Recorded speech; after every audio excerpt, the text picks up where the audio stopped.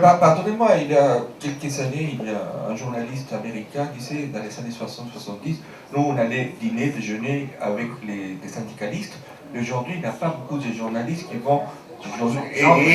J'en connais. Mathieu Magnodex, je suis obligé de parler de ce que je fais. Mathieu Magnodex, c'est lui qui a fait le premier interview du délégué des Conti, de Continental.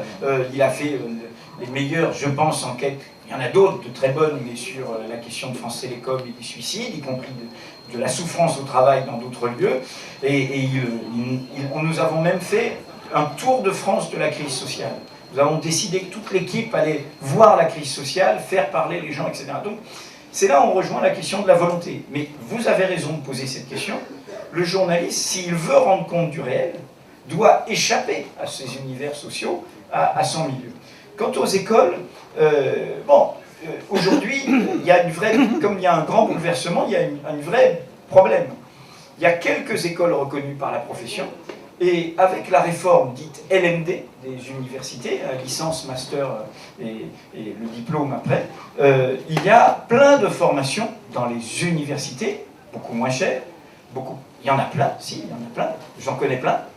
J'enseigne dans une à Montpellier, il y en a une autre à Toulouse, j'en connais une à Aix, j'en connais une à l'université de Lille et pas à Sciences Po Lille, qui ne sont pas des écoles de journalisme. Il y en a, quand je dis plein, il y a actuellement, je pense qu'il y a 11, et il va y en avoir une 12e, 12 écoles, 13 écoles reconnues par la profession.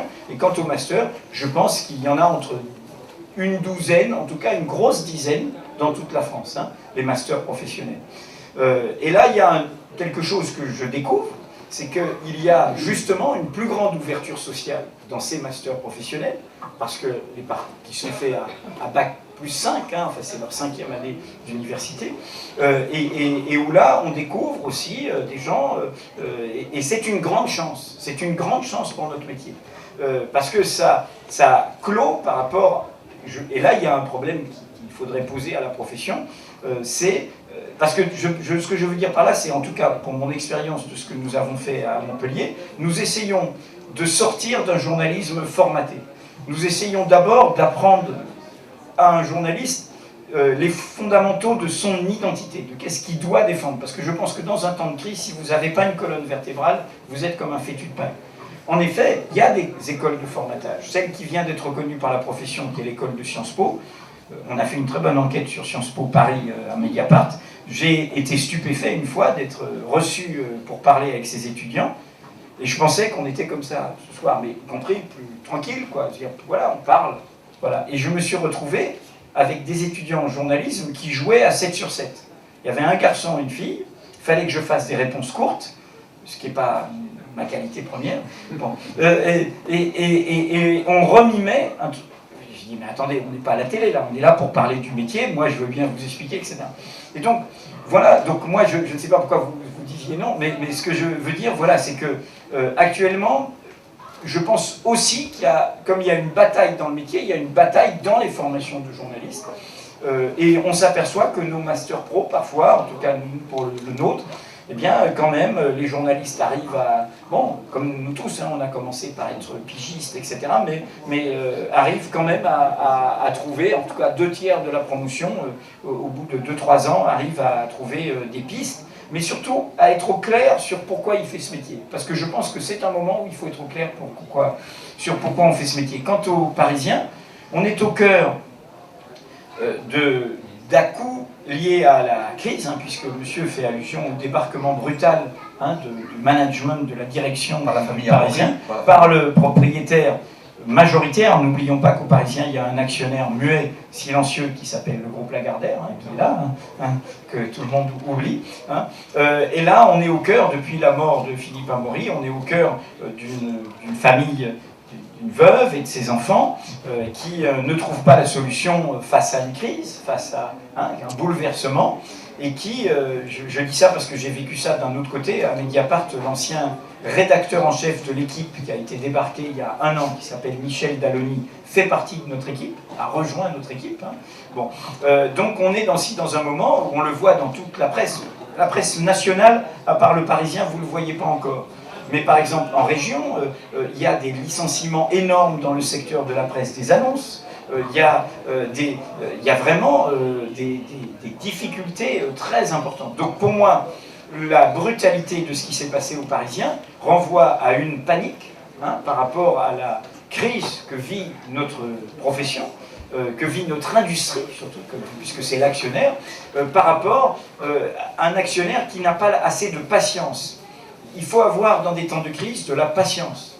Il faut encaisser les difficultés, il faut tenir, il faut peut-être se payer moins de dividendes, il faut mettre plus d'argent dans le développement, dans la recherche, dans l'innovation. Voilà. Au-delà des questions humaines, des questions des personnes concernées, pour moi, la clé, elle est celle-là. Je voudrais quand même rajouter, parce qu'il ne s'agit pas d'être corporatiste, mais j'ai des amis parisiens, bon, tout ce que dit Edoui est bien, mais c'est vrai que le journal n'était plus très bien tenu rédactionnellement. Il a fait de grosses erreurs, ses ventes ont vraiment baissé, et dans ce cas-là, moi personnellement, ça ne me choque pas qu'on revoie la direction d'un journal.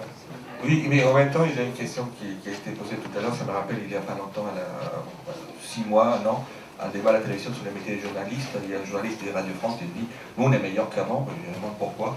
Parce qu'il y en a pas plus 7. Comme si c'était un critère aussi, simplement d'avoir fait beaucoup d'études à la fac. Mais simplement, une dernière question. Vous parliez des responsabilités des journalistes. Est-ce qu'un journaliste doit-il rendre des comptes? Bien sûr.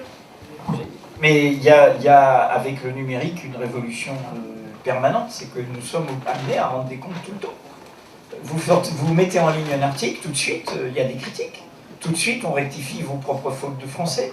Tout de suite, on vous interroge. Nous, on a fait sur Mediapart une boîte noire pour inviter l'auteur à dire les problèmes déontologiques qu'il a pu rencontrer, les problèmes concrets de son enquête. Donner la boîte noire, les secrets, les problèmes. On a mis un onglet prolongé pour inviter le lecteur à aller au-delà. Mais il y a l'onglet commentaires. Non seulement on doit rendre compte, mais moi actuellement sur Mediapart, il y a des lecteurs qui m'interpellent en disant qu'ils ne sont pas d'accord avec telle position que j'ai prise, etc. C'est un forum. Moi je défends l'intégrité d'un journal, et autour de ce journal, il y a un forum. Et donc, je pense qu'il ne s'agit pas d'être masochiste, ni démagogue. Moi nous défendons un métier, nous défendons sa compétence, etc. Mais il est clair que le journaliste, désormais, n'est plus sur une estrade. Donc il est amené à rendre des comptes. Alors, par ailleurs, je pense que, par rapport à un débat plus général, par ailleurs, il n'est pas au-dessus des lois. Moi, je reçois des plaintes en diffamation, puisqu'on est un journal... La loi en France est plutôt bien faite, d'ailleurs, par rapport à ça. Oui, bien sûr, mais il faut qu'elle le reste, parce que nous vivons des temps bizarres. Mais, donc voilà, nous ne sommes pas au-dessus des lois, nous rendons compte, les caisses d'épargne nous font un immense procès sur notre grande enquête qui annonçait la crise économique. Bon, voilà, moi je ne m'en plains pas, je n'ai jamais dit, attention, un journaliste ne doit pas se plaindre d'être critiqué, ne doit pas se plaindre de recevoir des coups de polémique. Il peut y répondre, mais il ne doit pas s'en plaindre.